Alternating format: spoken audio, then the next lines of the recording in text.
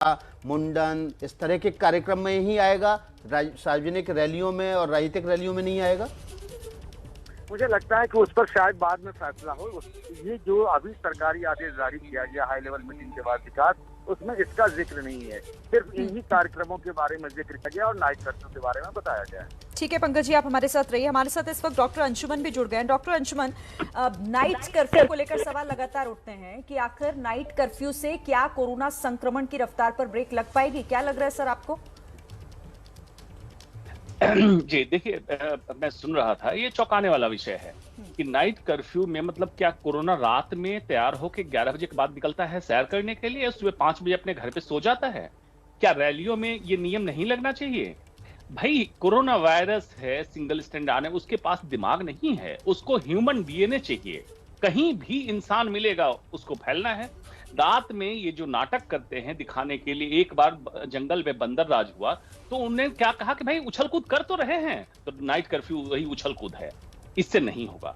Omicron जिस रफ्तार से बढ़ रहा है, खास करके अभी पेंडेमिक का डेल्टा हमारे पास मौजूद है, हमारी चिंता ये है कि कहीं ऐसा ना हो दोनों का हाइब्रिडाइजेशन हो जाए और मुसीबत बहुत बड़ी हो जाए।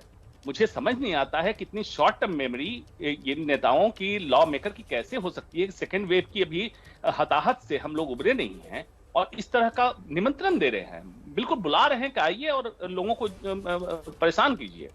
ये बहुत डरावना है, बहुत डरावना है। डॉक्टर अंशुमन, क्या हम इस पूरे मामले को क्या इस तरह से नहीं समझ सकते हैं, या लोगों को कुछ इस तरह से नहीं जागरूक होना चाहिए कि नेता चाहे जितनी रैलियों में बुलाएं, चाहे जितनी बस लगा दें, चाहे जितनी जीप लगा दें, लेकिन वो खुद ना रैलियों में जाएं? अब विकास साहब, एकदम 100% की बात आपने कह दी। मैं बार बार यही कहता हूं कि नेता तो अपने फायदे की बात करेंगे, आपको अपनी जान प्यारी है ना, तो आप एक बात समझिए। दूसरा, हमारा संविधान भी करता आर्टिकल टू लाइफ, आर्टिकल 21, तो आपको अपने जीवन का अधिकार अपने हाथ में लीजिए। नेता बुलाते रहे, आप जाइए नहीं, आप बैकआउट कर दीजिए और वैसे नेता जो सबसे बड़ी रैली करें उनको इस बार हरा दीजिए।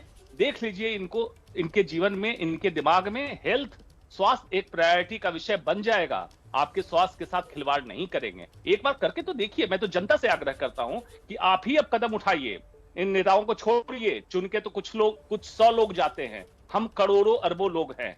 हम डिसीजन ले लें और इनको हरा दीजिए। जो जितनी बड़ी रैली करे उनको उतना ज्यादा वोट से हराइए। देखिए कि क्या होता है, बदल जाएगा भारत। डॉक्टर अंशुमन, बिल्कुल, क्योंकि ये दो तरफा जिम्मेदारी है, जिम्मेदारी सभी को निभानी होगी, तभी हम इससे भी लड़ पाएंगे। लेकिन आपको नहीं लगता कि हमें इंतजार नहीं करना चाहिए कि फिर से जगह जगहों पर कोरोना विस्फोट हो, जैसा हमने दूसरी वेव के दौरान देखा? तीसरी लहर का जिक्र हम एक लंबे समय से कर रहे हैं, उससे पहले ये तैयारियों पर को आगे बढ़ाना होगा, सिर्फ चर्चा नहीं करनी होगी। यही चिंता का विषय है कि देखो ये विस्फोटक कितना संजोग से, जितना भी आईआईटी कानपुर से प्रेडिक्शन आ रहा था कि अक्टूबर में थर्ड वेव आ जाएगा, नवंबर में आ जाएगा, उसको पुश करते जा रहे हैं। इस समय जनता ने भी अच्छा निभाया, सरकार ने भी अच्छा निभाया कि वैक्सीन प्रॉपर हुआ, इसलिए पुश होता गया। धक्का देते देते हम दिसंबर एंड तक पहुंच गए और ये निमंत्रण दे रहे हैं।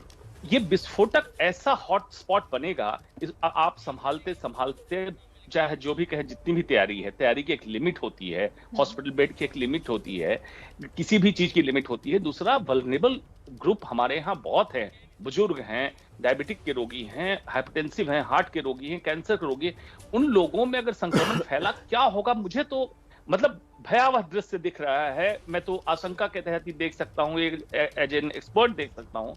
मुझे समझ नहीं आता कि इनकी मति मारी जाती। कहा जाता विनाश काले विपरीत बुद्धि, इनकी विनाश काले विपरीत बुद्धि हो गई है।